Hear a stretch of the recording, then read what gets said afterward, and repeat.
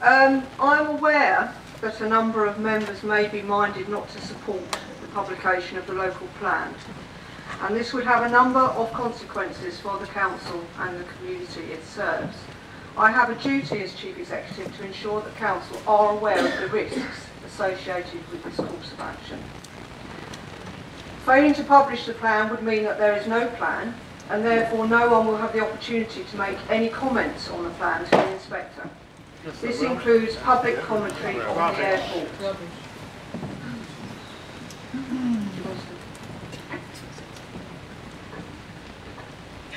I will have the Chief Exec respected with courtesy while she says her report. Thank you very much. Thank you, Chairman. The Ministry of Housing, Communities and Local Government are highly likely to intervene if the Council does not publish its local plan. This means we will lose control over our local plan process. The Ministry of Housing, Communities and Local Government has specifically requested that officers make members aware of the risks and consequences. The Council will continue to be exposed to ad hoc development, as it will not have a 5-year housing supply, which equally applies to and includes the Manston Airport site. So technically you could receive an application for homes on that site which is potentially winnable on appeal. Please.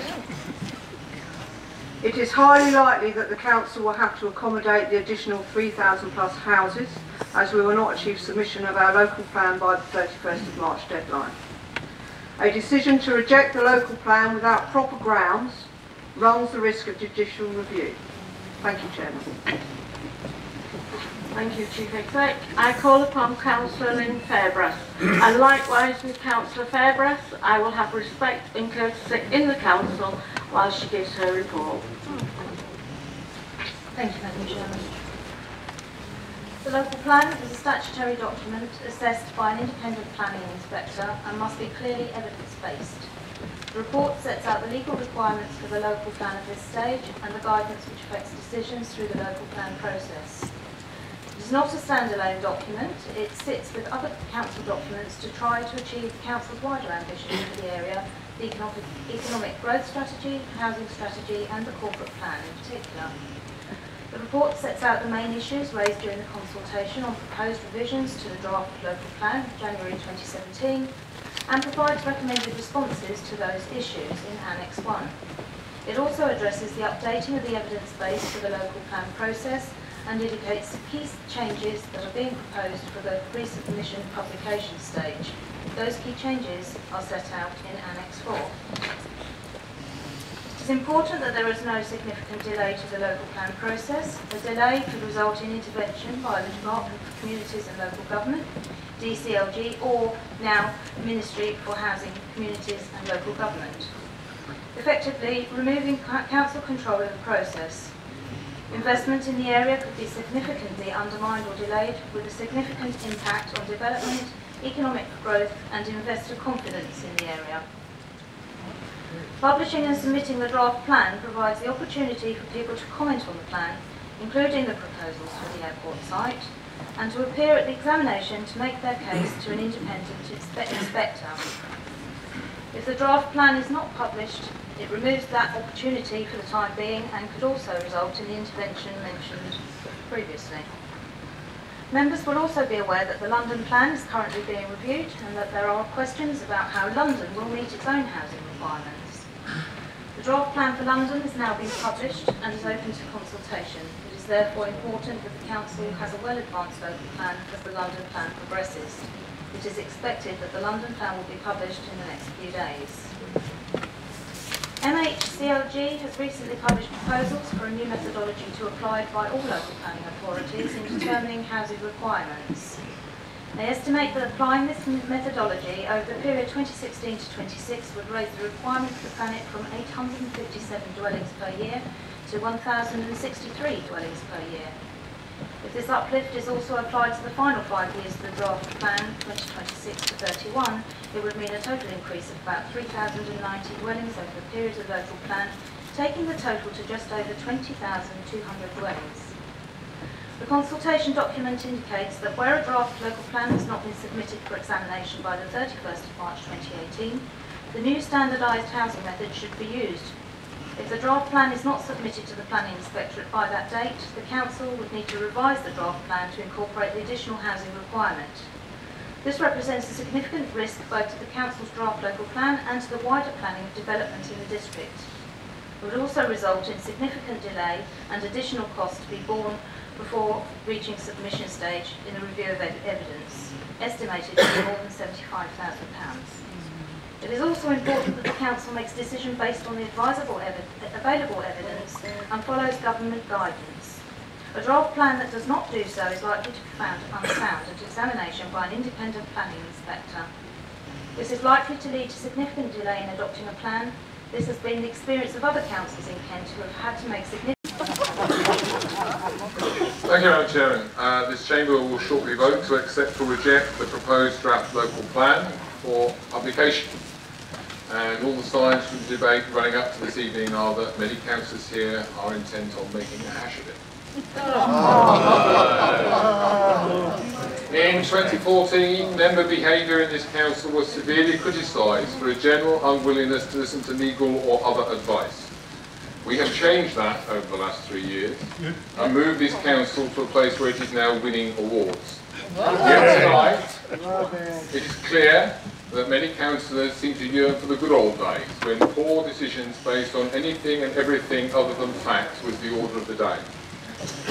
Truth is, if you want an airport, then voting for the local plan gives time and space for the market or an indemnity partner to emerge. Voting it down gives MHCLG the right to force higher housing numbers wherever developers fancy their chances. It gives me no pleasure to say this, it is merely where we are, because we will not have a 5-year land supply and we will have no local influence over where any houses may go. Failing to publish a plan means there is much less chance for anyone to comment. Even those who support an airport at all costs may be prevented from putting their views and evidence before an inspector. The Ministry of Housing, Communities and Local Government will likely intervene, and by once again failing to follow legal advice, we show we have not learned the lessons of the past. Thanet will be exposed to ad hoc development at all sites, including the Manston Airport site, will be vulnerable. We will also have to accommodate up to an additional 3,090 houses through missing the 31st of March deadline, whilst at the same time running the risk of judicial review for irrational, non-evidence-based decision-making. People vote for particular parties or councillors for a whole variety of reasons, but all expect councillors to follow legal channels and seek proper advice in areas where they cannot all be expert themselves, areas like aviation. I hope you will all listen to this final plea for an outbreak of common sense, and the local plan will be passed and move forward. It is a hope rather than an expectation. I fear that it is more likely that tomorrow I will be picking up the phone and telling civil servants that a number of councillors here in Thanet have, once again, run away from making a tough decision.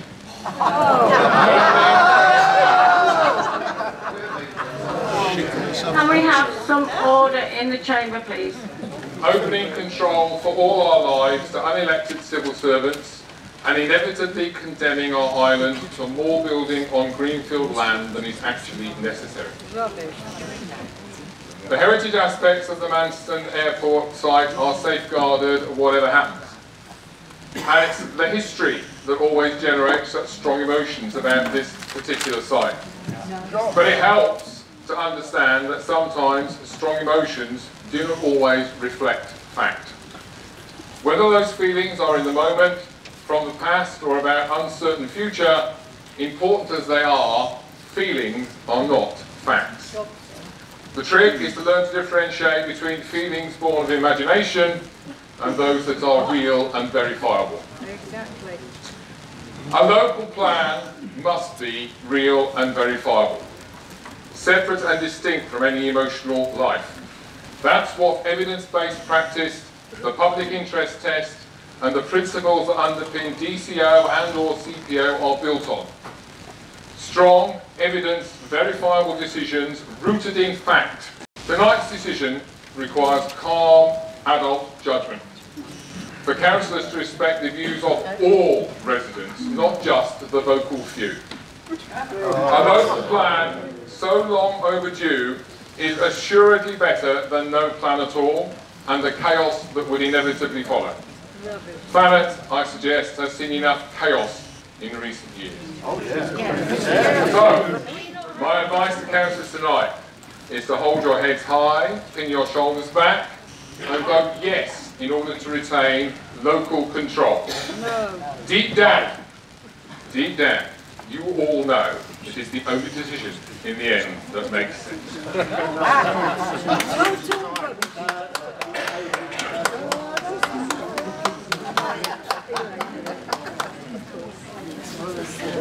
Order.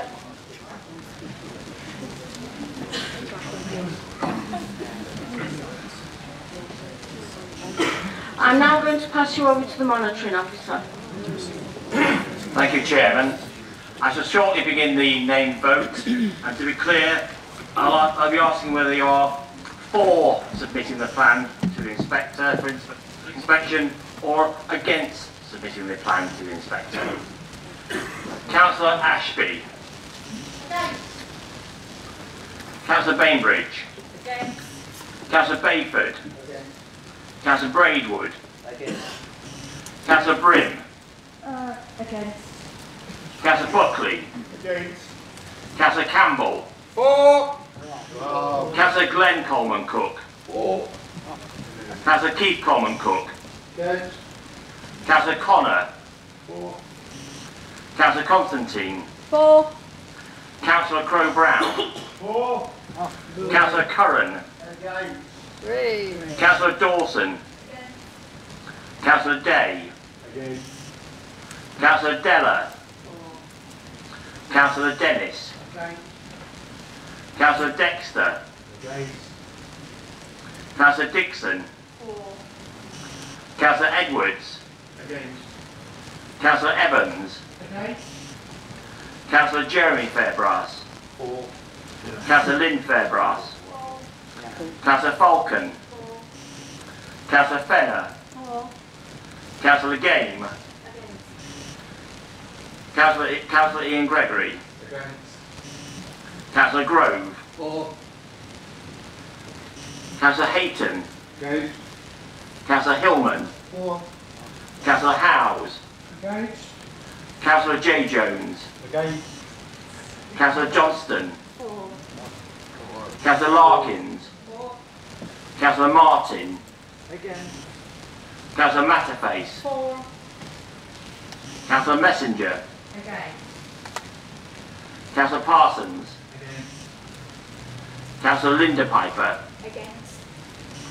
Councillor Reverend Stuart Piper. Against. Councillor Linda Potts. Councillor Roy Potts. Against. Councillor Pugh. Against. Councillor Rogers. Councillor Rozecki. Against. Councillor David Saunders. Against. Councillor Maeve Saunders. Councillor Savage. Against. Councillor Shonk. Against. Councillor Stomach Spursing. For. Councillor Taylor. Against. Councillor Tomlinson. Against. Councillor Townend. Councillor Venables. For. Councillor Wells. For. I wonder why.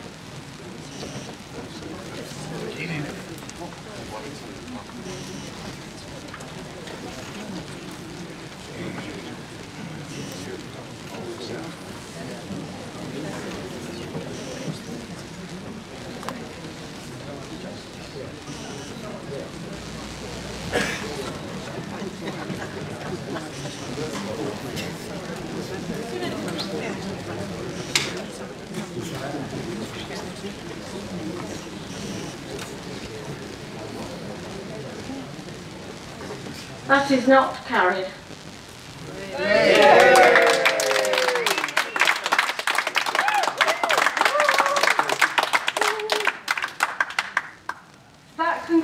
business for this extraordinary meeting of the council.